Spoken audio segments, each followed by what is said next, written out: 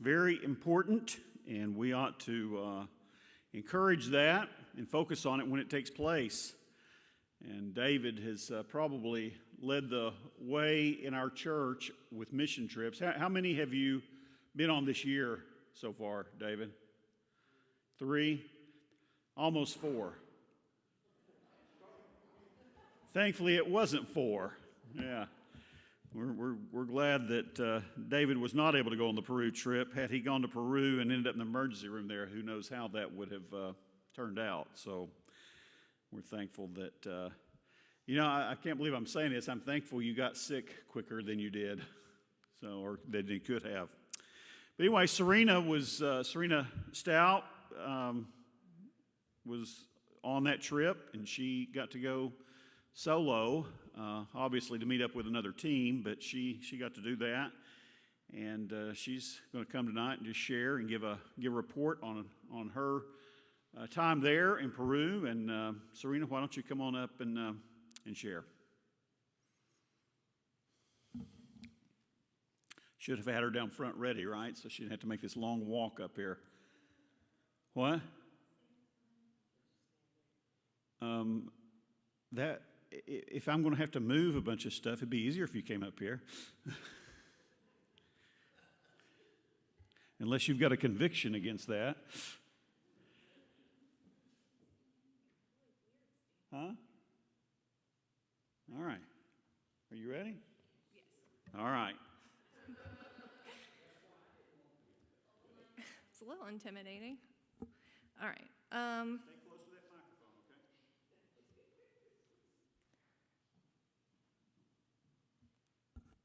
okay? Better? Okay.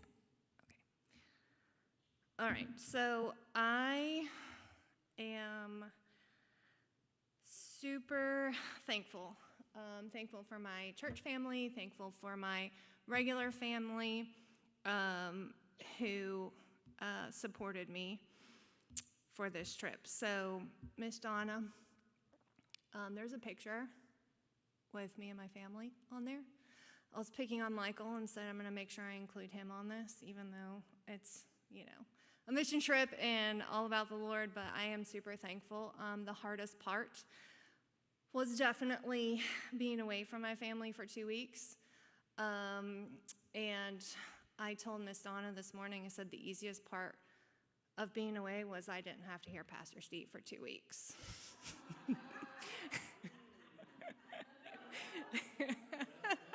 That was the easiest part.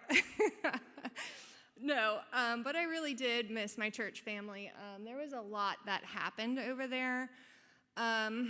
I'm going to say the numbers real quick. There was 800. We saw 800.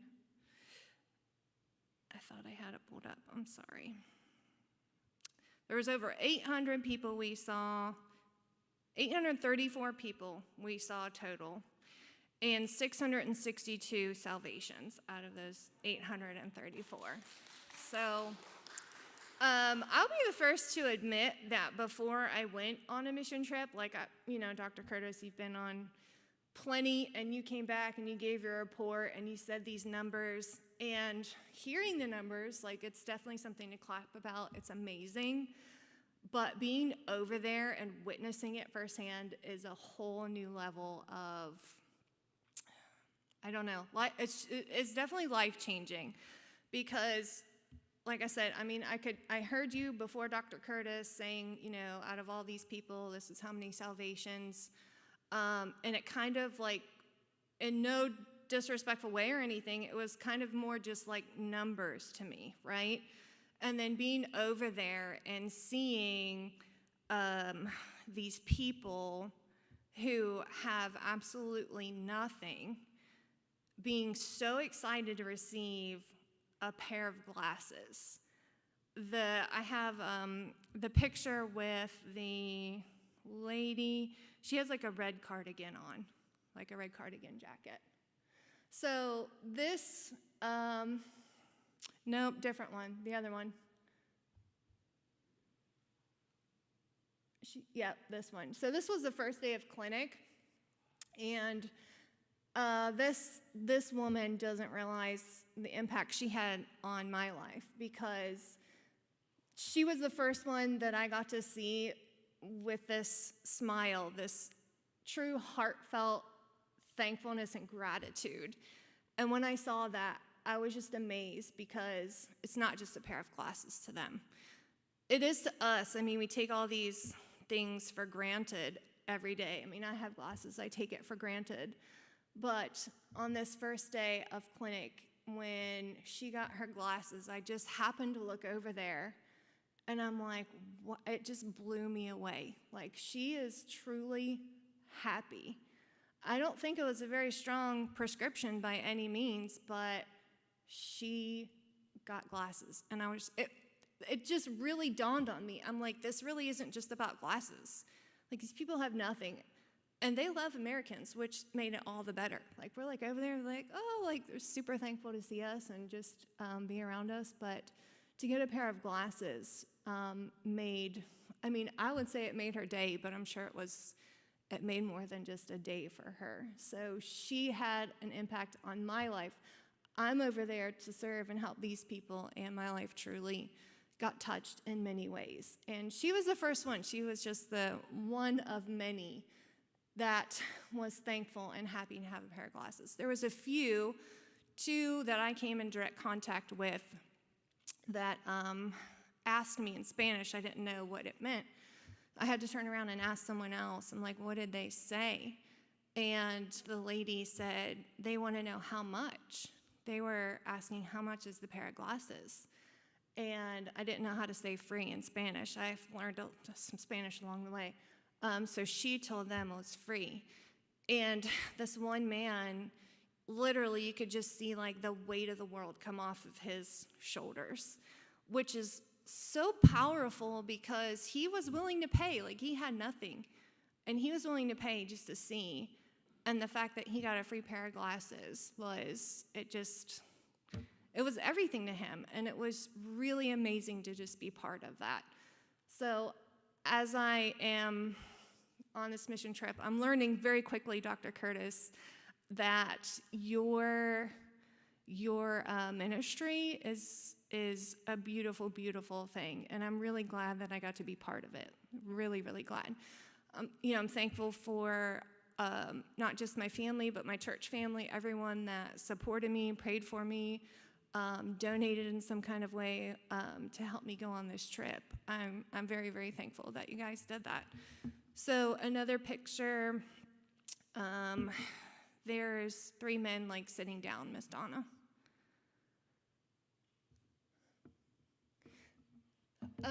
So this man came in blind, obviously. He has, these dark glasses on, and I don't know what kind of stick you call it, but, to help him walk around and see. So we're all busy. We had busy days. Every day was a busy day, some busier than others. But I didn't get to really take a lot of pictures this day. But as I'm handing out glasses, I see these men sitting here. So the man in the black hat on the right is the president of 135, Matt.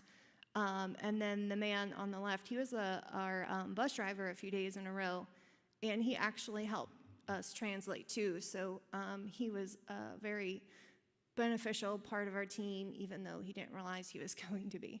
So anyway, they're talking to this man, and it kind of catches my eye. I'm like, what's going on? They've been talking to him for quite a while. And so this is what I see, and then, a few minutes later, they're still there, and I'm like, it just caught my attention. I'm like, what is going on? So then a few minutes later, they are praying for him, and I'm like, this is awesome. Like, this is just really awesome to see, whatever is going on, just people praying for each other in a different kind of way, but a really powerful way. So when we got, I think it was lunch, maybe, I asked Matt, I'm like, what's going on with that man? Like, what, you guys were like really with him for quite a while. And he was saying that, this man came in completely blind, and as they were talking to him and praying for him, he repented of some things. and he had part of his vision restored. He still was blind, he couldn't see, but he could see some light and like blurry figures. And I was like, it's just amazing to be part of a team that is willing to just slow down and care for the soul of another human being. It's not just about glasses. This is about salvation, obviously. But this man had some things, and we weren't able to give him any glasses because he still couldn't see good enough. But the fact that, you know, I was part of a team that really cares and wants to help people and pray for people, I thought that was just another really amazing thing to be part of. So, there's a picture of 2 women, Miss Donna. This woman, it was really cool.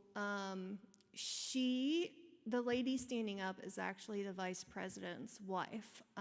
Really awesome woman as well. But the woman sitting down, yeah, she has a mask on, but you can still see she's smiling. She's very happy. She had one of the strongest prescriptions we had given out the entire time we were there. I mean, this woman could seriously not see.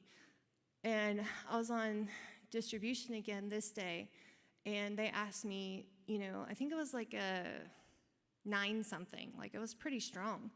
And they were like, can you bring these glasses? Do you have that? So I brought them over, and when she put them on, you can literally see, not just like the expression, but you could see that. It was like, wow, I can see. And she's just like staring at me and a few other people, just like soaking it in. I'm like, this is amazing. Like, she can really see. And the gratitude on her face, and just to be so happy that she could see, that was another really powerful moment I got to be a part of over there. So again, it's just, you know, I'm going over there. I told Dr. Curtis, I'm like, this morning, the only expectation I had was to go with Dr. Curtis, and he thankfully didn't go. So any expectation, the one expectation I had, this far exceeded anything I could have imagined anyway. It was a really amazing trip to be a part of, to see people like this, just super thankful to receive something as simple as a pair of glasses. And then, well, there's the picture of the church. So this was the local church in Maranatha, and that's the pastor with one of the team members. But this church, so I arrived on Sunday, but I wasn't able to go to the service because I arrived later. But the following Sunday, the second Sunday, we went to church here at that church. And talk about a Baptist feeling so awkward. They had us all sit in the front row. Like, they had their front row reserved for us. Like, you guys don't understand. Baptists are not like front row, like church people, you know. So I had to kind of go out of my comfort zone. But they worshiped. Like, they were singing at the top of their lungs. They were just so thankful to be there. They were loving on each other. I mean, it was like how we do it, but like next level. I don't know. They were loud, they were singing, they were just praying for each other. And it was just amazing to be part of that too. But there's a woman, her name is Alita. She's part of this church. And I shared this with a few people, so I'm sorry if you heard this already. But she had to basically like build a house, and she had her mortgage payment coming up, but she didn't have a job. And she chose for 2 weeks to go and help us at the clinic and spread the gospel. She had such a desire and a passion. It was so amazing to watch. And it's hard when you're over there thinking about how awesome it is to see these people working so hard for the Lord, and they love him so much. And then it's just like, it's like contagious is what I kept saying over there. I want to be part of this more. I want to be part of this more. They are just so on fire and so thankful. They have such a gratitude. And, you know, another thing I kept saying was like, we have our like first world problems. Like we complain, oh my goodness, my glasses have a scratch on them. I mean, I've done that. That's silly. But here's a woman, and she was just one of a few that helped us for 2 weeks. She put everything to the side. It's like she didn't even think about it. And she was like, I'm going to go help these people, and we're going to spread the good news of Jesus Christ. Like it was nothing. And I thought, I'm just really thankful and blessed to be part of a team that truly loves the Lord, like truly, truly loves the Lord. And I've been seeing Pastor Steve for some counseling for some of my own issues with my husband. And you've been super helpful, Pastor Steve. And I go over there, and so this is like my personal testimony. I'm going over there thinking I'm here to like help everybody and, do what I can do and love on these people. And they love hugs too. Like they love hugs. If you knew me like, I don't know, 10 years ago maybe, I would just kind of like push you over to my husband and say, you can hug him, like give me some personal space. That was not me. But here I am over here. I'm like, oh, I'll give you a hug. Like, sure, give me hugs. It was really awesome. But so God's like really dealing with my heart, and it was really crazy because so many different people, from Matt, the president, to one of the women, we took turns doing devotionals every morning. And this one woman, when she was doing the devotional, she had gone through a really hard time losing her husband, and it affected her very severely. And she was saying how the one scripture that really helped her, that she saw every day, was, I can do all things through Christ, who strengthens me. And she was saying, God was with me the whole time, and I just needed to believe it. And at that point, with all the other things that everyone else had said, I start crying. I'm like, okay, God, like I can't do this. I know God wanted me to share my testimony, but I'm a very private person when it comes to my past and some of the things I've gone through. And I was really trying to like fight God. I was like, I can't do this, God. I don't, I had all my millions of reasons why I couldn't do it. I'm like, I can't do this, God. I can't do it. And that evening, me and a few other people were asked to go, after we had done our clinic for the day, to go and pray for this man. His mom, he was in his 30s maybe, I don't know, but his mom was really concerned about him. She wasn't sure if he was even like demon possessed or something. Like that's how concerned his mom was.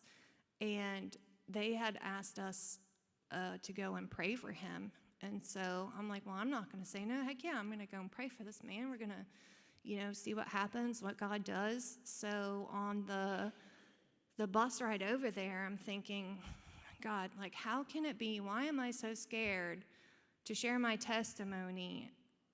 But I'm not scared to go face whatever is about to happen. I'm not saying, I had no idea if this man was possessed or not, but I'm like, I'm not scared of this, but I'm scared to share my testimony. I'm like, I know I need you, God. I know I need help. I really don't want to do this. And so, we go and pray for this man. And then that woman I showed you, the vice president's wife, her name is Diana. When we're walking back to the bus, she was like, are you okay? And I just start crying again. I'm like, I don't know if I can do this. Like, I don't know if I can share this. And she opened up to me, and I told her, I'm like, was it hard for you when you started sharing? And she was like, it was terrifying. Like, it was absolutely terrifying, but you can do this. And she said a few things to me, and I'm like, okay. She prayed with me, and I was like, okay. And I'm really praying the whole way back to the hotel. I'm like, just help me, God. Let me know. I'll do it. Just let me know who you want me to share with, what you want me to say, things like that. I'm just praying the whole way. We get back, and then we do a debrief every night. And so Matt is saying, I really want to encourage you guys. to be thinking about what God is doing in your life or, through you or whatever God is doing, and write these things down. And he keeps talking. And I'm thinking, okay, all right, maybe something's about to happen, but I'm trying to still maybe ignore it a little bit. I mean, I'm not proud of it, but so he keeps talking, and he literally says some of the exact same things that Diana had told me an hour before. And I'm like, all right, God, there's no denying this. I can't run from this anymore. So I wait for him to finish talking. He looks me dead in my face, and he goes, you look like you have something you want to say. And I was like, well, thanks for calling me out. But I did. I was like, I do. So for the first time to 11 complete strangers, I shared my testimony. And it was really freeing in a way, because I know when we hold on to things and we don't say it out loud, it can really have this power over us. So Matt, the president, the vice president, Hanny is his name, and another man, they all, they're apologizing for the things I went through. They're apologizing on behalf of other people. And they're like, we want to pray for you. And I'm like, absolutely, pray for me, for sure. And then out of the corner of my eye, I notice one other woman on this trip is starting to cry, and I can tell she's fighting something too. And so when they get done praying for me, she chimes in, and for the first time in her life, she shared her testimony of what she went through as a child into her adolescent years. And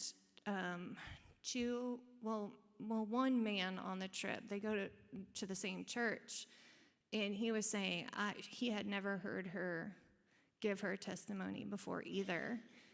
And I thought that was also really powerful, because sometimes God asks us to do something and it's really not about us, right? And it was a really hard thing to do. But one of the things that I had said earlier that day or the day before, I looked at her, she was grieving. She lost her boyfriend, I think it was. And I was just comforting her. I said, this is a safe place. If you need to cry, you can cry. Don't feel like you have to, we're here for you, we'll pray for you, we'll comfort you however we can. It's a safe place. And that was one thing right before I shared. I was like, I don't want to be a hypocrite in any kind of way. If I'm going to look at Dana and say, this is a safe place, you can share it, then if God wants me to share, I'm going to share. So it was a hard thing, but God was in everything over there from beginning to the end. So I got to experience iDoc in a box and how powerful that was and how God moved through that, but also to come back with that personal testimony of how God really just wanted to provide some more healing in my life. So it was a really big, impactful mission trip, and I'm definitely coming back a lot more thankful, and definitely with some healing in my own life. And that was something I could have never imagined would have happened, because in my mind, I'm going over there to give out some glasses, and I'm coming back completely different and with more healing in my own soul. So I'm thankful to have a testimony of a really awesome mission, but also how God was working on my life over there. So again, I really want to thank you guys for your support, your prayers, everything you've done to help me go on this mission trip. It far exceeded anything I could have even dreamed of. So thank you for giving me the opportunity. I really appreciate it.